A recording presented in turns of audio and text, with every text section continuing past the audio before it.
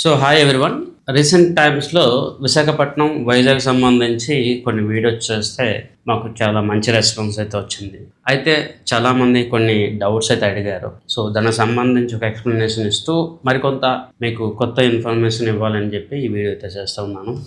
Friends, SS realty advisor ఈ channel analysis and ట్రెండ్స్ని ముందుగానే ఇన్వెస్టర్స్కి ఫాలోవర్స్కి ఇచ్చే ప్రయత్నం అయితే చేస్తూ ఉంటుంది. గతంలో మనం ఇచ్చిన చాలా అనాలిసిస్ అప్డేట్స్ చాలామంది ఇన్వెస్టర్స్కి ఒక మంచి వెల్త్ క్రియేషన్ జర్నీలో వాళ్ళకి చాలా వరకు హెల్ప్ అయితే చేశాయి. రానున్న రోజుల్లో కూడా మనం మరింత మంచి అప్డేట్స్ మీకు ఇచ్చే ప్రయత్నం అయితే చేస్తాం. ఒకవేళ మొదటిసారి ఈ వీడియో చూస్తూ ఉంటే ఈ ఛానల్కి మొదటిసారి మీరు వస్తే మా యొక్క ఛానల్ని సబ్స్క్రైబ్ చేయండి. సో దట్ ఫ్యూచర్లో మేము తేబోతున్న మరిన్ని వీడియోస్ మీకు తెలుస్తాయి. రెండు, డిఫరెంట్ ఇన్వెస్టర్స్ సంబంధించి మనం డిఫరెంట్ వాట్సాప్ కమ్యూనిటీస్ క్రియేట్ చేశాము.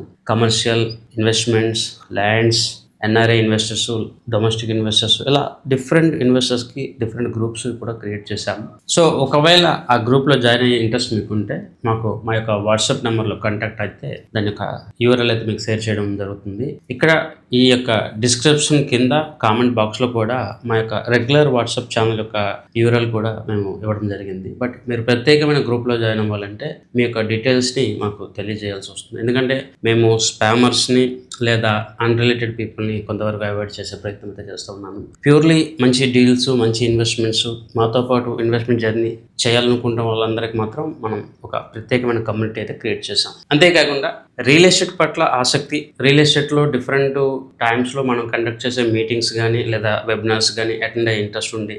హైదరాబాద్ రియల్ ఎస్టేట్ కమ్యూనిటీలో మీరు జాయిన్ అవ్వాలంటే హైదరాబాద్ రియల్ ఎస్టేట్ క్లబ్ అని చెప్పి ఒకటి ఏర్పాటు చేశాము. సో దట్ అందులో డిఫరెంట్ పీపుల్తో మీరు కలిసే అవకాశం ఉంటుంది. మార్కెట్ సంబంధించి, ఇన్వెస్ట్మెంట్ సంబంధించి మీ యొక్క జర్నీని మరింత ఇంప్రూవ్ చేసుకునే అవకాశం అయితే ఉంటుంది. అది వేరేగా మనం అయితే క్రియేట్ చేస్తాం. ఇన్వెస్టర్కి సరైన ఎడ్యుకేషన్, అవేర్నెస్ అండ్ సపోర్ట్ ఇవ్వడమే మా యొక్క మెయిన్ ఉద్దేశం. కమింగ్ టు మెయిన్ పాయింట్, ఈరోజు విశాఖపట్నం రియల్ ఎస్టేట్ గురించి మనం ప్రత్యేకంగా చెప్పవలసిన అవసరం అయితే లేదు. బట్ ఇక్కడ రెండు వేరు దృక్పథము లేదంటే మైండ్ సెట్ ఉన్న వాళ్ళు ఉంటారు. అక్కడ ఆల్రెడీ ఇన్వెస్ట్మెంట్ చేయాలనుకున్న వాళ్ళకి మనం అక్కడ ఎందుకు ఇన్వెస్ట్మెంట్ చేయాలని చెప్పవలసిన అవసరం అయితే లేదు. అయితే విశాఖపట్నం గురించి తెలియని వాళ్ళు లేదా అసలు విశాఖపట్నంని ఎందుకు ఇన్వెస్ట్మెంట్కి కన్సిడరేషన్ చేయాలి అనే డౌట్ ఉన్న వాళ్ళు మరికొంతమంది. ఇక్కడ ఎప్పుడు కూడా మనం వేరే వాళ్ళని ఒప్పించి, నప్పించి, వాళ్ళని ఇంప్రెస్ చేసి ఇన్వెస్ట్మెంట్ డెసిషన్స్ ఎప్పుడు కూడా తీసుకునేటట్టుగా చేయలేము. ఎప్పుడు కూడా ఇన్వెస్ట్మెంట్స్ చాలాసార్లు వాళ్ళకున్న ఇంట్రెస్ట్, వాళ్ళకి నియరెస్ట్గా ఉన్న ఫ్రెండ్స్ అండ్ ఫ్యామిలీ మెంబర్స్ ద్వారానే ఎక్కువగా డెసిషన్స్ అయితే తీసుకుంటారు. కానీ చాలామంది లాజికల్ అనాలిసిస్ వీటి ద్వారా చాలామంది డెసిషన్ అయితే తీసుకోలేదు. సో రియల్ ఎస్టేట్లో ఇది మరీ కష్టమైన పని. ఇక్కడ డిఫరెంట్ ఫ్యాక్టర్స్ అయితే ఉంటాయి. ఒకటి, రియల్ ఎస్టేట్లో డెసిషన్ తీసుకోవడం అంత ఈజీ కాదు. బికాజ్ లీగల్ కాంప్లికేషన్స్, అక్కడ ఫ్యూచర్లో ఉన్న సెక్యూరిటీ ప్రాబ్లమ్స్, దాంతోపాటు బడ్జెట్ వెరిఫికేషన్స్, ఎన్ఆర్ఐ ఇన్వెస్టర్స్ కానీ లేదా దూరంలో ఉన్న వాళ్ళకి ప్రాపర్టీ మేనేజ్మెంట్, ఇవన్నీ కూడా ప్రాబ్లమ్స్ అయితే ఉంటాయి. సో అవన్నీ పక్కన పెడితే నెక్స్ట్ ఎక్కడ వెల్త్ క్రియేషన్ జరుగుతుంది, నెక్స్ట్ ఎక్కడ వెల్త్ గ్రోత్ ఎక్కువగా ఉంటుంది, ఇది ప్రతి ఒక్క వ్యక్తి తెలుసుకోవాలి. లేదంటే మార్కెట్లో కొన్నిసార్లు మనం ఇన్వెస్ట్మెంట్ చేసిన తర్వాత 5 సంవత్సరాలు 10 సంవత్సరాల తర్వాత కూడా మనకి ఎటువంటి ప్రాఫిట్ లేదా లాభం అనేది రాదు. ఒకవేళ వచ్చినా చాలా తక్కువ వస్తుంది. కొన్నిసార్లు స్టాగ్నెట్గా అయిపోతుంది. లైక్ ఇప్పుడు ఈరోజు హైదరాబాద్ మార్కెట్లో మనకి కుప్పకూలిపోయిందని అనడానికి లేదు, బట్ మార్కెట్లో సేల్స్ తగ్గిపోయేవి, అనుకున్నంత గ్రోత్ రావట్లేదు. ఎస్పెషలీ ఓపెన్ ప్లాట్లలో కొన్ని ఏరియాస్లో మీరు అమ్మితే కొనేవాళ్ళు లేరు. ల్యాండ్ అయితే కొంత డిమాండ్ ఉంది, బట్ ల్యాండ్లో ప్రైసెస్ పెరుగున్నాయి. సో అమ్మితే కష్టం, కొంటే కష్టం. అపార్ట్మెంట్లో అలాగనే సేల్స్ బాగోలేకపోయినా కూడా అపార్ట్మెంట్లో రేట్లు ఎక్కువ ఉన్నా కూడా కొనేవాళ్ళు లేరు, అమ్మేవాళ్ళు కూడా లేరు. సో స్టాగ్నేషన్స్ ఇవన్నీ కూడా జరుగుతూ ఉంటాయి. ఇవన్నీ కూడా మార్కెట్లో ఎప్పటికప్పుడు మనం చూస్తూ ఉంటారు. కానీ ప్రాబ్లం ఏంటంటే చాలాసార్లు నేను గమనిస్తాను, మనం రైట్ టైం, రైట్ ఎంట్రీలో, రైట్ వాల్యూలో ప్రాపర్టీ దొరికేటప్పుడు మెజారిటీ పీపుల్ దాన్ని డిలే చేస్తారు. ఏదో కారణం చెప్పి ఈ ప్రైసెస్ ఇంకా పెరుగుతుందని, ఈ ప్రైస్ చాలా ఎక్కువని, ఇలా చాలా విషయాల్లో రైట్ మంచి ప్రైస్ వచ్చినా కూడా వాళ్ళు దాన్ని అండర్స్టాండింగ్ లేదా ఎస్టిమేషన్స్లో చాలా వరకు తప్పు చేస్తారు. గతంలో నేను చాలాసార్లు చెప్పాను, చేవెళ్ళ లాంటి ఏరియా ఎవరు చెప్పని సందర్భంలో మనం చెప్పాము.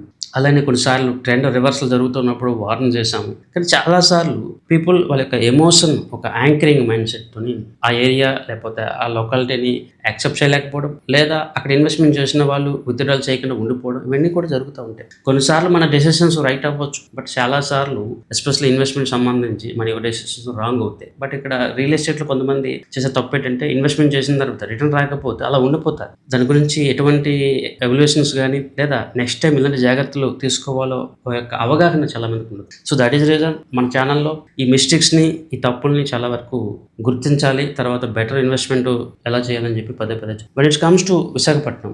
రీసెంట్ టైమ్స్‌లో నేను దీనికి సంబంధించి మాట్లాడాను. ఇప్పుడు కూడా మరొక వీడియో ఎందుకు చేస్తున్నానంటే అక్కడ అంత పొటెన్షియల్ ఉంది. అక్కడ అంత గ్రోత్ అయితే ఉంది. ఎందుకు ఉంది అంటే మీకు సింపుల్‌గా చెప్పాలంటే ఎవ్రీ 2-3 ఇయర్స్ కొన్ని సైకిల్స్ మారిపోతాయి. కొన్ని ప్రొడక్ట్‌లో కొన్ని ఏరియాస్‌లో ర్యాలీ అయితే వస్తది. అది నేను పదే పదే చెప్తాను. రీసెంట్ టైమ్‌లో మనం గమనిస్తే ఎస్పెషల్లీ యూఎస్ఏ ఎన్ఆర్ఐ ఇన్వెస్టర్స్ గానీ, లేదంటే ఇతర దేశాల్లో ఉన్నవాళ్ళు లైక్ గల్ఫ్ దేశాల్లో ఇక్కడ ఉన్నవాళ్ళు చాలామంది యూఎస్ఏలో ఇన్వెస్ట్‌మెంట్ చేసేవాళ్ళు, లేదంటే ఇక్కడ ఇండియాలో నుంచి చాలామంది గల్ఫ్ దేశాలకు వెళ్ళి ఇన్వెస్ట్‌మెంట్ చేసేవాళ్ళు ఉన్నారు. చాలామంది హైదరాబాద్‌లో ఇన్వెస్ట్‌మెంట్ చేశారు. బట్ ఇప్పుడేమైంది యూఎస్ఏలో రియల్ ఎస్టేట్ స్లో అయిపోయింది. గల్ఫ్ దేశాల్లో ప్రాబ్లమ్ ఉంది.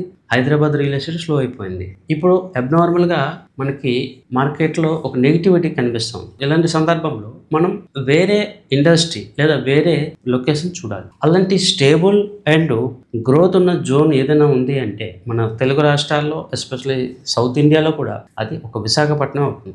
ఇక్కడ ఒక దగ్గర మనం ఇన్వెస్ట్‌మెంట్ చేస్తున్నాము అంటే అక్కడ చాలా విషయాలు పరిగణలోకి తీసుకోగలగాలి. ఒకటి గవర్నమెంట్, రెగ్యులేషన్స్, ఇన్ఫ్రా, ఫ్యూచర్‌లో డెవలప్‌మెంట్స్ అండ్ వాల్యూ. ఇవన్నీ కూడా ఎప్పుడైనా కూడా చాలా చాలా ఇంపార్టెంట్. ఇవి సరిగ్గా అంచనా వేయకుండా మనం దీన్ని వాల్యుయేషన్ చేయలేము. సో ఆ పాయింట్‌లో మనం వైజాగ్‌ని తీసుకోవడం జరిగింది. తర్వాత ఇక్కడ రీసెంట్ టైమ్స్‌లో కొన్ని పర్టికులర్‌గా జోన్స్, ఏరియాస్ కూడా నేను చెప్పడం జరిగింది. ఆ జోన్స్, ఆ ఏరియాలో మీకు నచ్చిన దగ్గర మీరు కొనుక్కోండి. ఒకవేళ సపోర్ట్ కావాలంటే మనం ఇస్తాం. బట్ ఒకవేళ మీరు ఓన్‌గా మీరు ప్రాపర్టీ సెర్చ్ చేసుకోగలిగితే ఆ ఏరియా, ఆ లొకాలిటీలో మీరు తీసుకోండి అని చెప్పి కూడా నేను చెప్పాను. ఎందుకంటే అవి హైలీ గ్రోత్ కారిడార్‌లో అండ్ మంచి గ్రోత్‌నిచ్చే జోన్స్ అనమాట.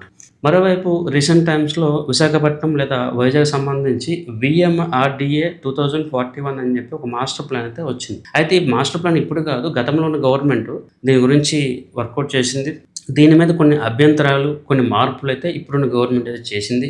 ముఖ్యంగా భోగాపురం ఎయిర్‌పోర్ట్ సంబంధించి, తర్వాత సిటీకి భోగాపురం కనెక్టింగ్ రోడ్స్, కొత్తగా కొన్ని ఇండస్ట్రియల్ ఏరియాస్, వీటికి సంబంధించి కొన్ని మార్పులైతే చేసి దాన్ని అక్కడ వీఎంఆర్‌డీఏ ఏపీ గవర్నమెంట్‌కి ఇవ్వడం జరిగింది. దాని యొక్క అప్రూవల్ ఇవన్నీ కూడా ప్రాసెస్‌లో ఉన్నాయి. మోస్ట్లీ అది 99% పాత మోడల్ లాగా ఉంటుంది. కొన్ని రోడ్స్, లొకాలిటీస్ మారాయి. అక్కడ భోగాపురం అనేది ఇదివరకు వీఎంఆర్‌డీలో ఉంటే ఇప్పుడేమో గ్రేటర్ విశాఖ మున్సిపాలిటీలోకి వచ్చింది. ఇలా కొన్ని మార్పులైతే వచ్చాయి కానీ ఓవరాల్‌గా ఆల్మోస్ట్ అది సేమ్ అయితే ఉంది. బట్ ఎవరైతే కొత్తగా ఇన్వెస్ట్‌మెంట్ చేయాలనుకుంటా ఉన్నారో వాళ్ళు ఒకసారి వీఎంఆర్‌డీఏ లొకాలిటీ బేస్డ్‌గా చూసి ఇన్వెస్ట్‌మెంట్ చేయడం ముఖ్యం. ఎస్పెషల్లీ ఎవరైతే ఇండివిడ్యువల్‌గా ల్యాండ్ కోసం చూస్తూ ఉన్నారో మీరు మాస్టర్ ప్లాన్ చూడడం అనేది చాలా చాలా ఇంపార్టెంట్. మీరు ఒకవేళ వెంచర్‌లోకి వెళ్తే 99% వెంచర్స్ అన్నీ కూడా వీఎంఆర్‌డీఏ అప్రూవల్‌లో ఉంటాయి కాబట్టి పెద్ద ప్రాబ్లమ్ అయితే ఉండదు. బట్ స్టిల్ మీరు చూడాలంటే చూడండి. రింగ్ రోడ్స్ కానీ, లేకపోతే సెమీ రింగ్ రోడ్స్ కానీ, అక్కడ మెట్రో రాబోతా ఉంది.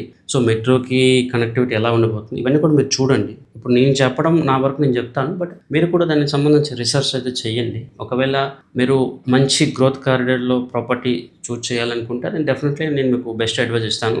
అంతేకాకుండా నేను పదే చెప్తా ఉన్నాను. ఇక్కడ ఎయిర్‌పోర్ట్ అనేది కీ ఏరియా అయితే, దాంతోపాటు ఇక్కడ బీచ్ కారిడార్ అనేది విశాఖపట్నంకి చాలా వరకు ఒక పెద్ద ఇంటర్నేషనల్ గ్రోత్ కానీ, ఒక వైబ్‌ని క్రియేట్ చేసే ప్లస్ అనమాట. ఎందుకంటే మీరు అబ్జర్వ్ చేస్తే ముంబై మార్కెట్‌లో మీకు పెద్ద అడ్వాంటేజ్ లేదా డిసడ్వాంటేజ్ చూసుకుంటే అక్కడ సముద్రం చాలా వరకు ఉంటుంది, ల్యాండ్ తక్కువ. అలాంటి ఏరియాలో కూడా సీ ఫేసింగ్ అపార్ట్మెంట్స్‌కి చాలా వాల్యూ ఉంటుంది. ఈవెన్ విశాఖపట్నంలో కూడా సీ ఫేసింగ్, బీచ్ ఫేసింగ్ అపార్ట్మెంట్‌లో రెంట్‌లు అండ్ ప్రాపర్టీ వాల్యూ ఎక్కువ.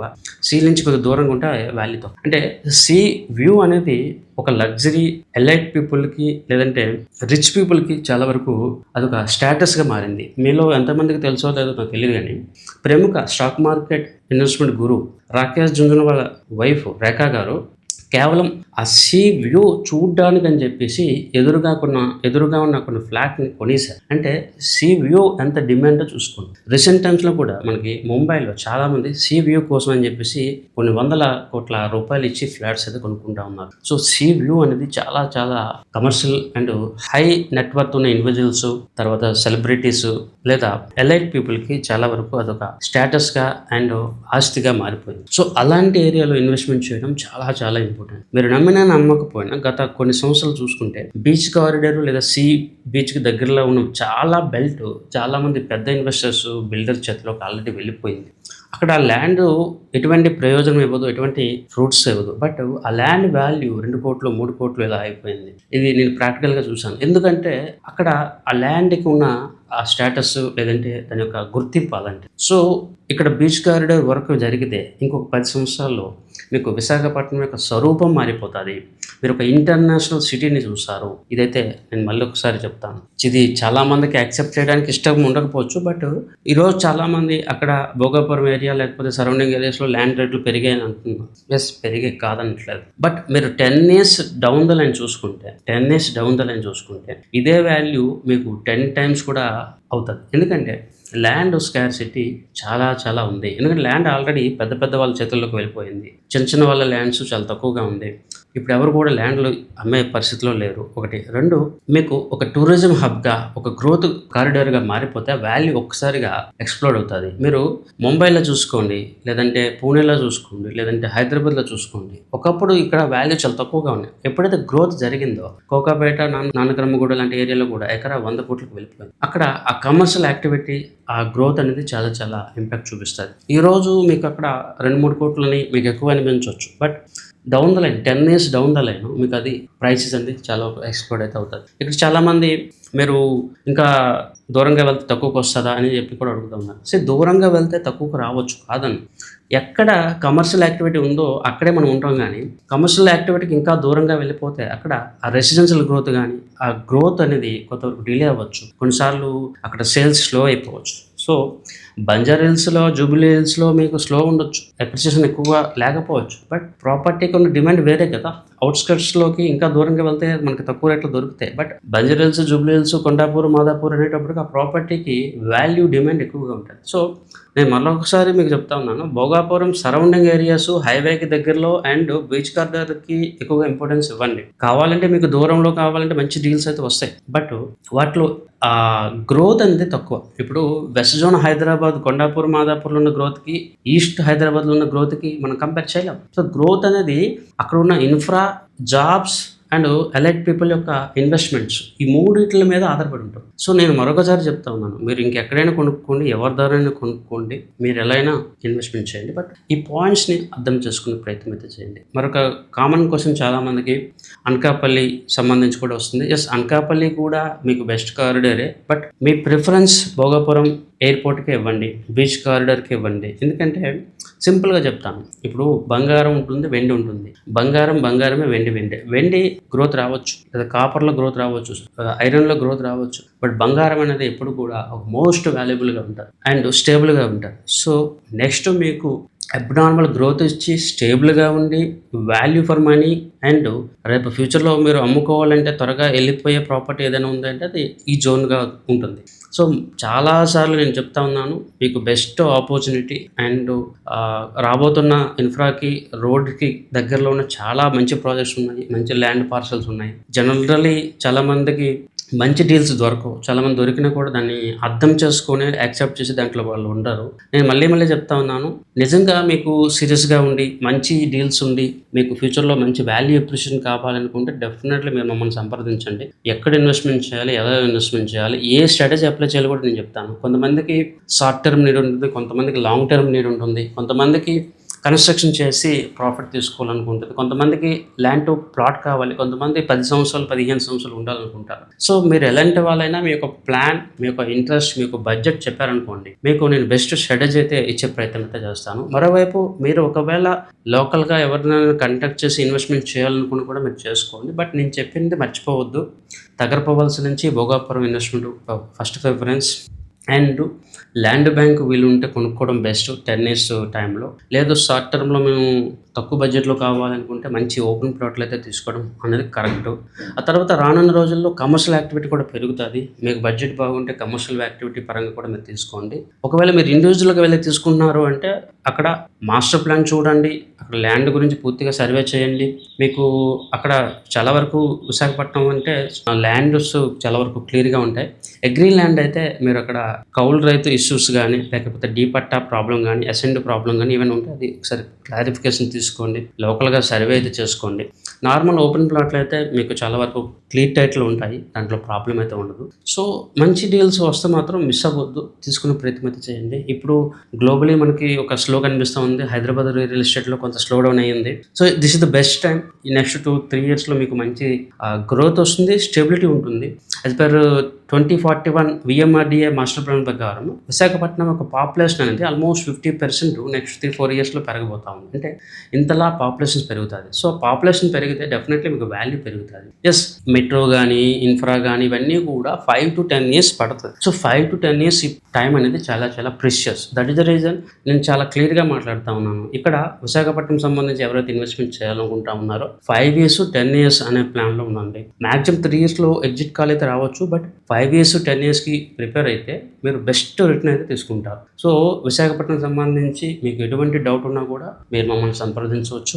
2, నేను చేసిన ఈ వీడియో మీకు హెల్ప్‌ఫుల్‌గా ఉండి మీ ఫ్రెండ్స్ అండ్ ఫ్యామిలీ మెంబర్స్ కూడా ఇది సపోర్ట్‌గా ఉంటుందంటే వాళ్ళకి కూడా ఈ వీడియో షేర్ చేయండి. సో దట్ వాళ్ళకి కూడా ఒక ఐడియా అయితే వస్తుంది. నేను మళ్ళీ మీకు చెప్తా ఉన్నాను. Don't miss Visakhapatnam. ఇదొక మీకు ఒక గోల్డెన్ ఆపర్చునిటీ. ఎవరైతే విశాఖపట్నం తెలియదు, లేకపోతే మేము వేరే దగ్గర ఉంటాము అని అంటారో వాళ్ళకి నేను ఒకటే చెప్తాను సింపుల్‌గా. ఈరోజు ఇక్కడ ఆంధ్రా నుంచి హైదరాబాద్‌లో ఇన్వెస్ట్‌మెంట్ చేస్తా ఉన్నారు. హైదరాబాద్ నుంచి వేరే దేశాల్లో ఇన్వెస్ట్‌మెంట్ చేస్తా ఉన్నారు. హైదరాబాద్ నుంచి ముంబై, ఢిల్లీలో ఇన్వెస్ట్‌మెంట్ చేస్తా ఉన్నారు. ఢిల్లీ వాళ్ళు హైదరాబాద్‌లో ఇన్వెస్ట్‌మెంట్ చేస్తా ఉన్నారు. సో, ప్రాబ్లమ్ ఇప్పుడేమీ లేదు. ఇప్పుడు లీగాలిటీ, సెక్యూరిటీ అన్నీ ఉండేటప్పుడు మనం ఎక్కడైనా ఇన్వెస్ట్‌మెంట్ చేయొచ్చు. దట్ టూ ఆంధ్రాలో గవర్నమెంట్ లేదంటే ఏదున్నా కూడా చాలా వరకు విశాఖపట్నం చాలా ఫేవరెట్ సిటీ. తర్వాత మీకు భయపడవలసిన ఇదైతే లేదు. ఈరోజు చాలామంది ఇండియన్స్ వేరు వేరు దేశాలకు వెళ్ళి ఇన్వెస్ట్‌మెంట్ చేస్తా ఉన్నారు. సో, పక్కనున్న ఆంధ్రాలో ఇన్వెస్ట్‌మెంట్ చేయడం లేదా విశాఖపట్నంలో ఇన్వెస్ట్‌మెంట్ చేయడం పెద్ద ప్రాబ్లమ్ అయితే కాదు. సో, నేను అది పదే చెప్తా ఉన్నాను. సో, దయచేసి మీరు విశాఖపట్నంని ఒకసారి చెక్ చేసుకోండి. డిఫరెంట్ జోన్స్‌ని అర్థం చేసుకోండి. అండ్ అక్కడ ఉన్న ఆపర్చునిటీ అర్థం చేసుకొని ఇన్వెస్ట్‌మెంట్ చేసుకుంటే మీకు బెస్ట్ వాల్యూ వస్తుంది. అండ్ వాల్యూ కూడా చాలా త్వరగా ఎప్రిసియేషన్ అయ్యే పరిస్థితులు కనిపిస్తా ఉంది. సో, డెఫినెట్‌లీ మీరు విశాఖపట్నం సంబంధించి ఒకసారి పరిశీలన చేయవలసిందిగా రియల్ ఎస్టేట్‌లో లేదా వెల్త్ క్రియేషన్‌లో ఇంట్రెస్ట్ ఉన్న వాళ్ళందరికీ కూడా మరొకసారి చెప్తా ఉన్నాను. సో, ఇంతటితో ఈ వీడియో ముగిస్తా ఉన్నాను. మీకు ఎటువంటి ఇన్వెస్ట్‌మెంట్ ఇంట్రెస్ట్ ఉండి లేదంటే ఇన్వెస్ట్‌మెంట్‌లో స్ట్రాటజీస్ కావాలన్నా, సపోర్ట్ కావాలన్నా మీరు డెఫినెట్‌లీ మా యొక్క వాట్సాప్ నెంబర్‌కి అయితే రీచ్ అవ్వండి. నేను మీకు బెస్ట్ సపోర్ట్, స్ట్రాటజీ ఇచ్చే ప్రయత్నం అయితే చేస్తాను. నేను మీ సత్య సంతోష్.